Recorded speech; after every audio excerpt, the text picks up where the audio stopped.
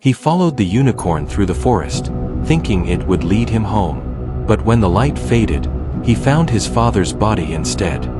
That night, I learned that the world in my dreams, the one filled with extinct animals and lost souls, was real, and it was calling me back. My name is Elias. I was 13 when the dreams began. Every night, I saw places that couldn't exist. Golden valleys where mammoths grazed beneath violet skies. Oceans that hung in the air like mirrors. And faces I'd never seen before, whispering my name as if they'd always known me. When I woke, I drew them. Every line, every shadow, every strange and beautiful thing. It was the only way to keep them from fading. My father would stand by the doorway, watching. He'd study the pages in silence. Sketches of creatures long extinct, people from centuries past, and landscapes no man had ever walked. Then he'd ask, quietly, "Where did you learn to draw these, Elias?" And I'd tell him the truth. "I didn't learn them, Dad. I saw them." He never pressed further. He'd only smile, a tired, uncertain smile, and say I got it from my mother. He didn't speak of her often. She disappeared when I was 4 years old. Back then, I thought she had simply gone away.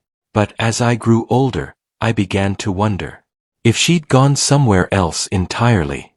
We lived alone, my father and I, in a cabin swallowed by the forest. The world beyond the trees felt distant, like something that belonged to another lifetime. The woods were our home, and for a long time, they felt safe. But sometimes, when the wind turned cold, I'd hear voices between the trees, soft, distant, familiar, and I'd swear I could see movement in the dark beyond the window. My father said it was only the forest breathing, that it had a way of talking back to those who listened too closely. I never told him that the forest sometimes whispered in my dreams too.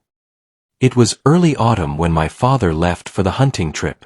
The air smelled of pine and rain, and the leaves had just begun to burn gold at the edges.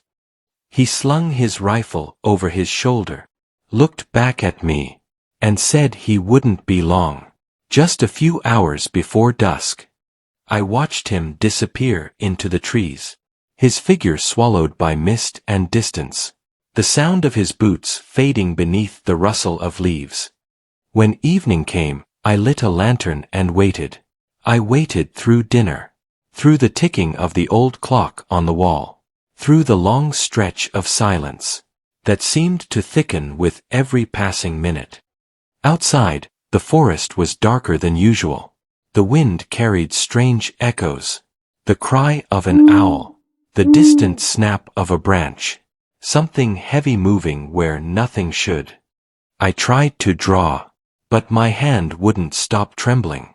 Each time the lantern flickered, I thought I saw shapes behind the window, antlers, eyes, a glimmer of something pale and breathing. Then, sometime past midnight, I must have drifted off at my desk, because when I opened my eyes, the sketch before me had changed. I hadn't drawn what I saw, but there it was. A white unicorn, its mane like flowing light, standing beside a dark shape that looked almost human. My pencil was still in my hand, but I couldn't remember the lines, or when I had made them. The air in the room felt heavy, and the fire had burned itself to ash. I don't know what made me do it. Maybe fear, maybe instinct, but I took the lantern, pulled on my boots, and stepped outside. The forest waited, vast, silent, endless. My father's trail was faint beneath the leaves, but I followed it anyway. He had always told me never to wander too far after dark, but that night, home felt farther away than the woods ever had. And somewhere deep inside, I knew that if I didn't find him soon, I never would. The forest was a different place at night. Even the trees seemed to breathe. Their trunks swayed in the wind like sleeping giants, and the moonlight clung to the mist, making everything shimmer with a faint, unnatural glow. I kept the lantern close to my chest. Its light trembled on the path ahead, a small, fragile warmth, in a world that felt suddenly endless. Every sound was louder in the dark, the crunch of my boots, the whisper of leaves, the faint rustle of wings in the canopy above. Once, I thought I heard my father's voice. I called out, but only the echo came back, bending his name into something hollow and wrong. The deeper I went, the more the forest began to change. The air felt thicker, as if I were walking underwater. The mist grew heavier, the trees leaned closer, and soon, I couldn't tell which way I'd come from. I turned one way, then another. Nothing but the same shadowed path stretching in every direction. Panic clawed at my chest. I called for my father again. No answer. I started to run. Branches caught my sleeves. Roots reached for my feet. My breath came in sharp, broken gasps. The forest was alive, watching me, whispering, closing in. I fell to my knees and began to cry. For the first time since my mother vanished, I felt truly, completely alone. Then, through the blur of tears, a light, soft, silver, moving between the trees. It stepped into the clearing, and my breath caught in my throat. A unicorn. Its mane shimmered like flowing moonlight, its eyes deep and calm, like it had been waiting for me all along. The fear inside me fell quiet. My heartbeat slowed. The unicorn turned and began to walk deeper into the forest. It didn't look back, but something in me knew. I was meant to follow. And though the night was dark and the woods were endless, hope, faint but alive, returned to me with every step. Because if the unicorn was real, then maybe my father was still out there too. The unicorn moved like light itself, graceful, soundless, sliding through the fog as if the forest opened for it. I followed, clutching my lantern, my boots heavy with mud and fear. The deeper we went, the quieter the night became. Even the owls had gone silent. Only the faint rhythm of my heartbeat filled the air. Then, the unicorn stopped. It stood still, its head lowered toward something on the ground. I stepped closer. At first, I couldn't understand what I was seeing.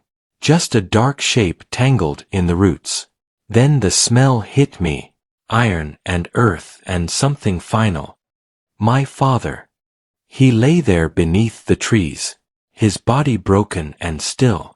The lantern light trembled over him, over the blood that had dried black against his coat. There were bite marks on his arms, his throat. Wild animals. That's what I told myself. But the wounds were too deep, too deliberate. I dropped to my knees beside him. I wanted to shake him awake, to call his name, but my voice cracked before I could speak. The unicorn stood nearby, its eyes glowing softly through the mist. It bowed its head, as if in mourning. And then, something strange happened. The air began to hum, a low vibration that moved through the trees, through the ground, through me. Light gathered around the unicorn's hooves, threads of silver rising from the earth like mist. They twisted together, forming a shape in the air, a circle, glowing, pulsing, like a doorway made of stars. I stumbled back, shielding my eyes. The forest filled with wind, the trees bending, the leaves spiraling upward into the light. And in the center of it all, the unicorn turned to me. Its gaze held mine, and in that instant, I understood without words. A tear fell onto my father's hand. I took a breath, and stepped forward. The light swallowed me whole. When I opened my eyes. Hey, if you're enjoying this story, make sure to hit the like button and subscribe. And don't forget to turn on notifications so you never miss the next story. When I opened my eyes, the world was different. The air shimmered with color, slow waves of green, violet, and gold, that pulsed like breath through the mist. Above me stretched no sky, but a ceiling of rock and crystal, veined with rivers of light that glowed and flowed, as if the world itself was alive. The ground beneath my feet was soft, covered in moss that glowed faint blue, and whispered faint music when I stepped on it. In the distance stood mountains, tall and skeletal, their peaks pierced by lightning that never made a sound. I walked, not knowing where I was going, only that I had been here before. Every turn felt familiar, like stepping into an unfinished dream. The smell of rain, the sound of unseen wings, the faint echo of a voice I couldn't name. Then I saw them. A woolly mammoth, its fur silver in the strange light. A dodo bird perched on a branch of glass. A serpent made of mist, sliding across the glowing river. And people, men and women in robes and armor. Faces I'd seen only in books. Painters, soldiers, wanderers from centuries long gone. All walking slowly, quietly, as though remembering who they had been. This was the world I had drawn. Every sketch, every creature, every dream. A voice broke the silence. "You've finally come home." I turned. A deer stood before me. Its coat shimmered gold at the edges, its antlers like branches burning with faint light. Its mouth didn't move, but I heard the words clearly, not in my ears, but in my mind. "This is where all that was lost comes to rest," it said. "Creatures, souls, forgotten histories, they sleep here, in the hollow earth." I could barely speak. My dreams, the drawings. The deer nodded slowly. "You are the bridge between worlds, Elias. You have walked here many times in sleep. You remember what others forget." The truth settled like a weight in my chest. This wasn't imagination. It was memory. I looked up at the shifting sky, where colors bled into one another like ink in water. Somewhere beyond the glow, I thought I saw a shadow of a woman, tall, graceful, her hand outstretched as if waving goodbye. "My mother," I whispered. The deer's glow flickered. "There are things you do not yet see. But yes, she has walked here too." For a moment, I couldn't move. It felt as if the air itself was listening, holding its breath. Then, softly, the deer said, "Come. There is someone waiting for you." And as it turned, the light around us dimmed, guiding the way deeper into the hollow earth, toward a truth I wasn't ready to face.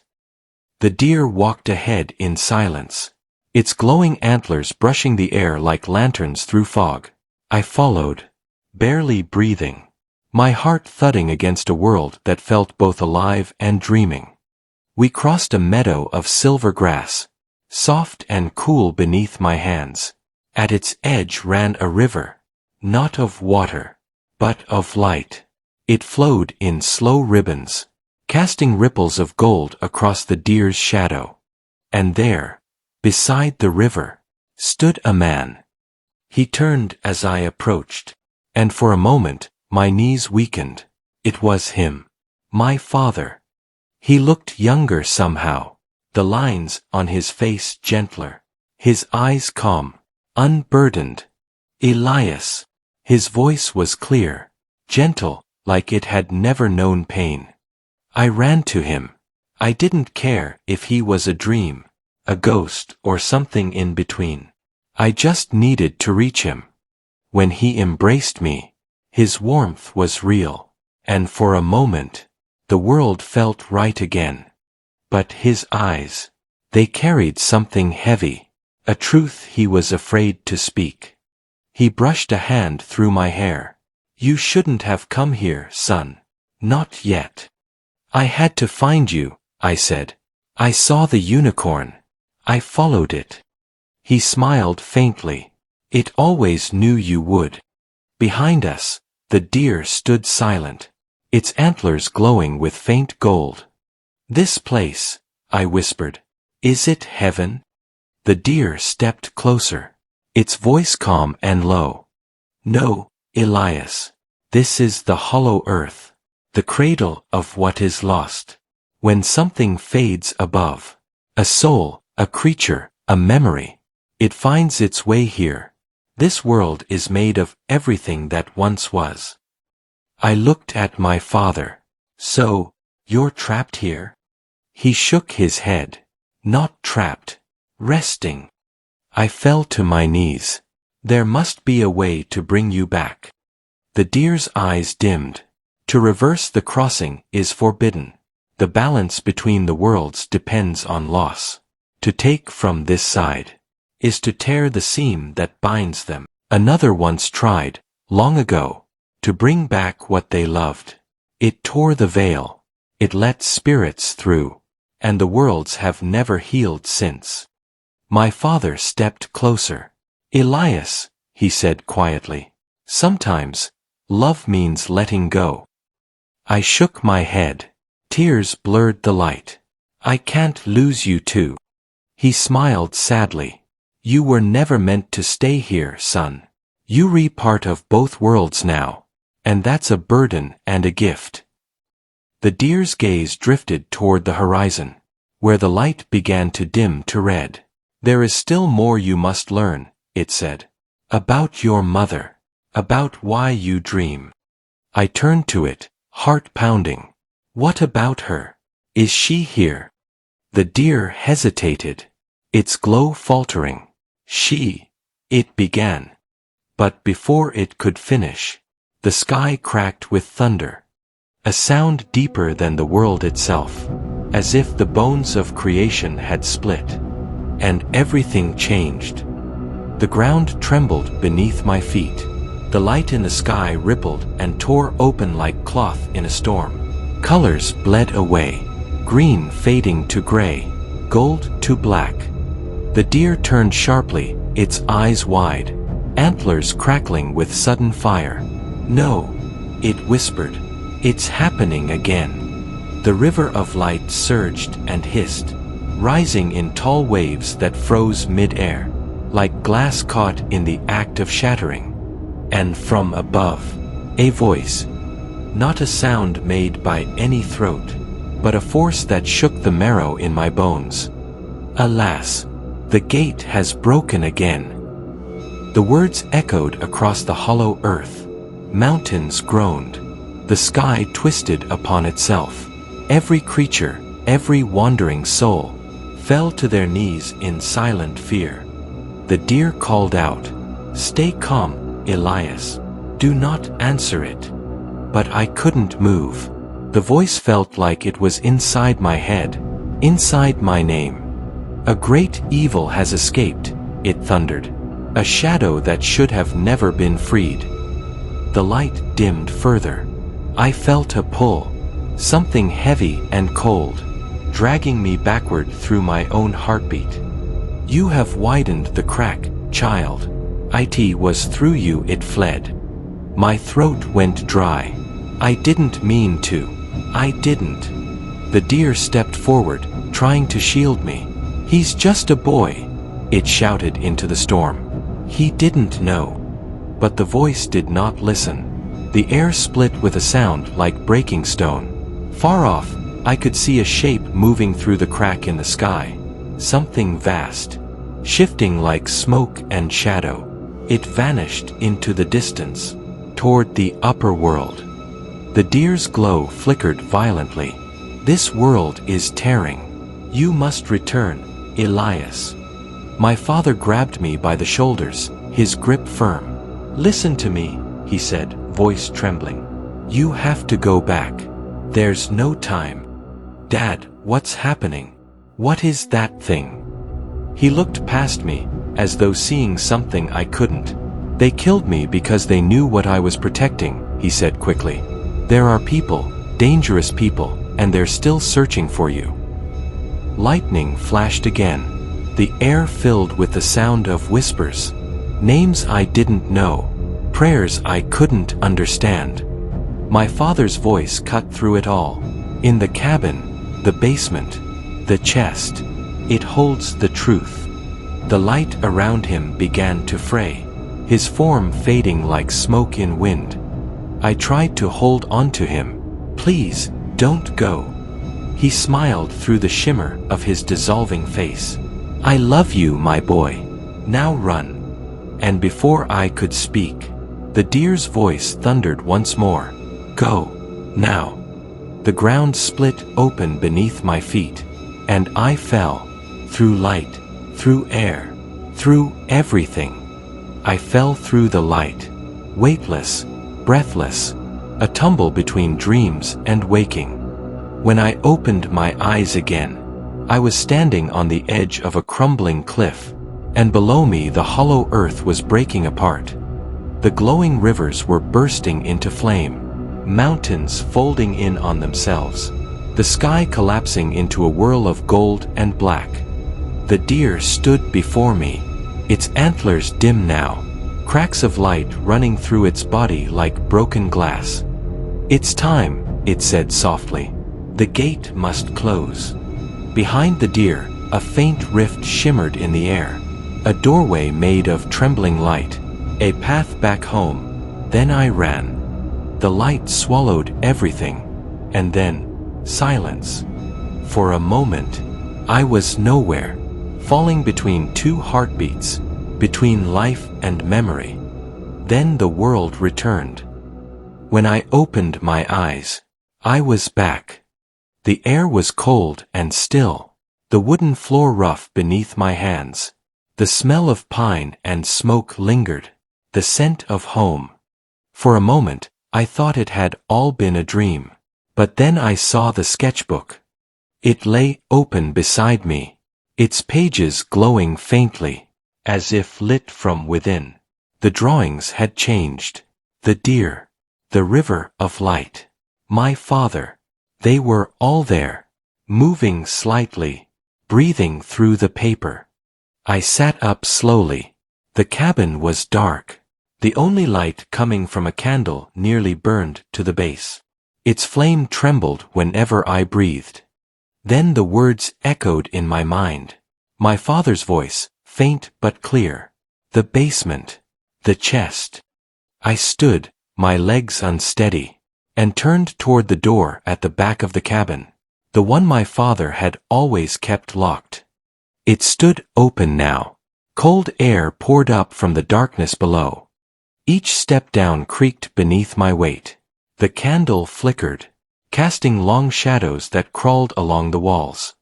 The deeper I went, the louder the whispers became. Not words, just voices, murmuring from somewhere far below the floorboards. At the bottom, I saw it. A chest, old wood, iron-bound, its lid covered in strange carvings I had never seen before. Symbols that looked almost alive, pulsing faintly in the candlelight. I reached for it. My fingers hovered above the latch, and in the silence between breaths, I heard it. A sound behind me, soft, slow, like footsteps. I turned, but there was nothing there. The candlelight wavered, and on the wall beside me, a second shadow appeared, long, thin, standing just behind my own. My voice broke to a whisper. I thought I was alone down here. The air turned colder. The shadow moved. But something was already waiting. The candle went out. And amidst the silence and darkness, I heard a strange voice call my name. Hello, Elias. That's the end of today's tale. If you liked it, tap that like button, subscribe, and hit the bell so you'll be the first to hear the next dark story I uncover.